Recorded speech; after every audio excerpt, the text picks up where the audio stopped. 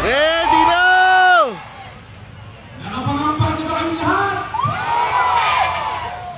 Anong numero ko? 21! Anong numero nyo? 25!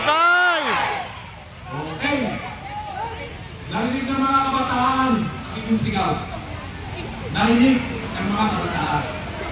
At alam niyo ba, sa lahat ng survey ng mga colleges and universities sa buong bansa, hindi na sa Metro Manila, sa buong bansa, at ang pinakahuli kanina, yung STI, lagi kaming nasa top 12 ng survey ng mga estudyante.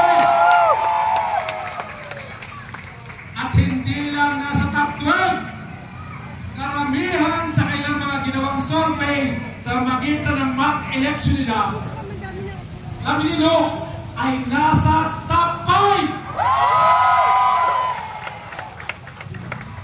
Kaya mga kasama, kung ang mananaig sa May 12, kung ang mananaig sa May 12 ay ang boses ng mga kabataan, ang suporta ng mga progresibo, at ang pagkilos at panawagan ng ating mga organisasyon, at ang masang naghahangad ng pagbabago, mananalo si Luke at saka si Lodi!